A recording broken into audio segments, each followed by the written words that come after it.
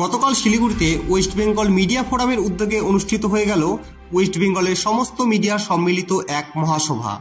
সেই সভায় উপস্থিত ছিলেন পশ্চিমবঙ্গ সরকারের আদিবাসী জনকল্যাণ বিষয়ক মন্ত্রী বুলুচিক বড়াই, অল ইন্ডিয়া ইমাম অ্যাসোসিয়েশনের সভাপতি বাকিবুল্লাহ মহাশয়।